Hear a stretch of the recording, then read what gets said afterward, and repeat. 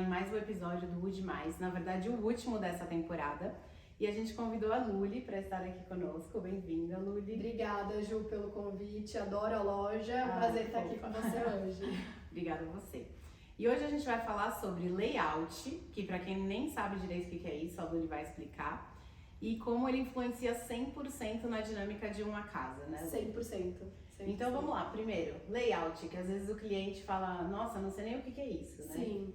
O que eu acho importante a gente trazer é que o layout é a posição dos móveis, né, ali na casa. E não só a posição, mas também o tamanho, a proporção, né? Se vai ser, por exemplo, uma mesa retangular, que ela vai ocupar um pouco mais de espaço, né, em questão horizontal, ou se vai ser uma mesa redonda. Então, quando a gente faz essa planta, né, esse estudo de layout, a gente já traz o formato, as posições e também algo que é muito importante, que são as circulações, né? Tá. Então, muita gente tem bebê, por exemplo, tem que ter uma circulação um pouco maior por conta do carrinho. Então é legal pensar não só no mobiliário, mas também no espaço vazio que a gente precisa ter. Tá, então o layout é a base do seu projeto. É a base. Quando você vai começar, você até comentou, faz um estudo do layout. Isso é até interessante, né, para o cliente entender. Quando você apresenta ali aquela primeira planta, você já fez vários estudos para entender o que funciona, o que não funciona, se você vai escolher uma mesa redonda, quadrada, retangular.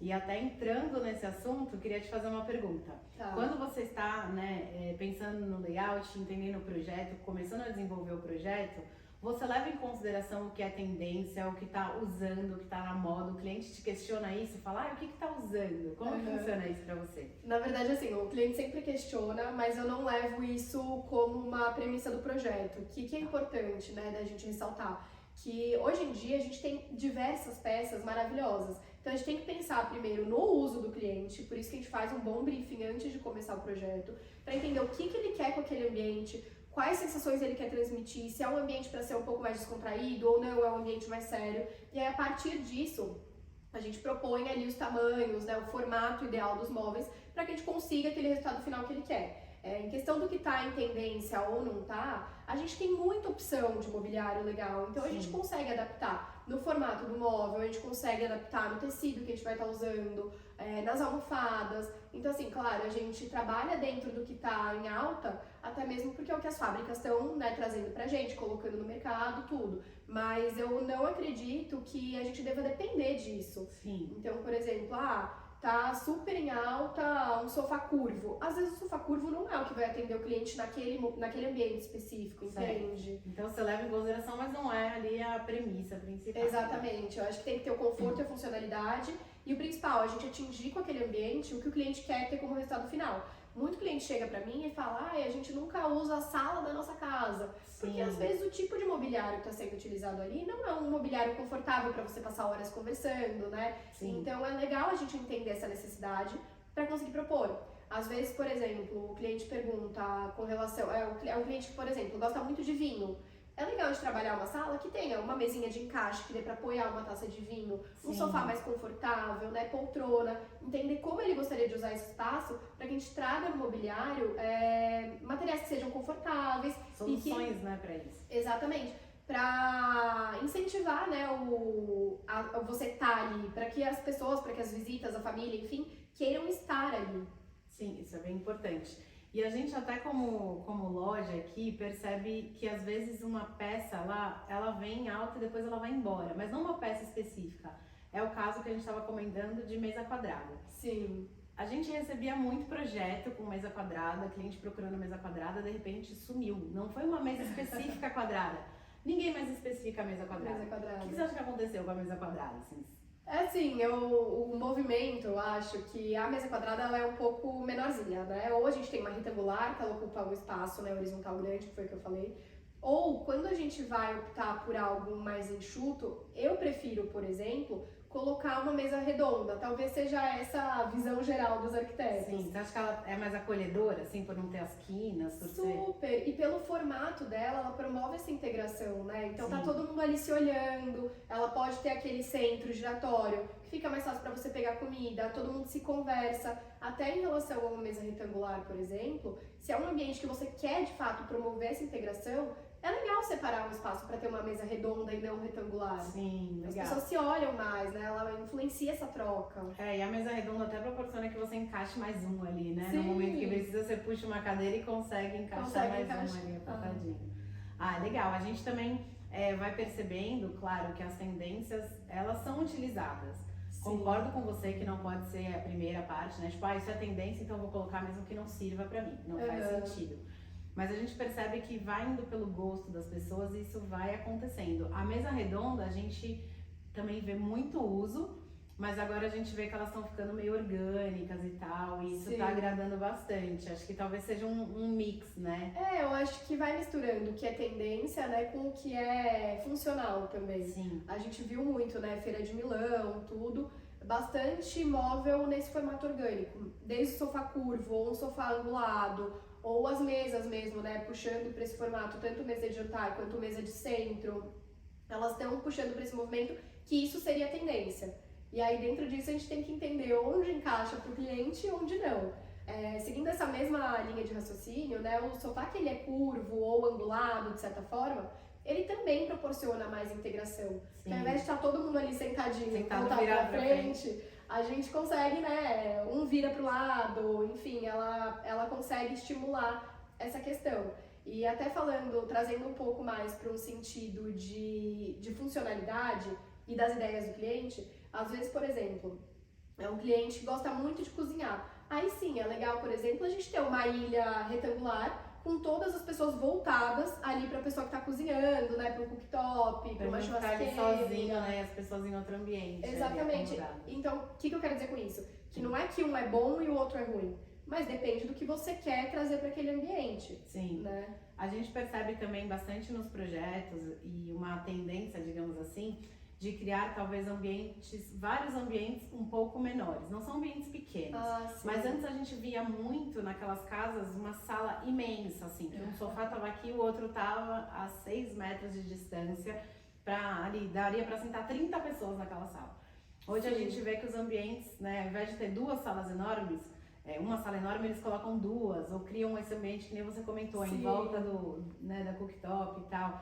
E eu acho que tem muito a ver com o que você falou, para você proporcionar que todos estejam, né, no mesmo lugar ali. Sim. Isso e é bem entender legal. Também, né, Ju, como que você se sente mais confortável num ambiente. Então, se é um espaço para você sentar com os amigos, conversar, tudo, como você se sente mais confortável? É numa poltrona que é mais individual, a gente consegue rotacionar, né, deixar uma inclinadinha virada para outra?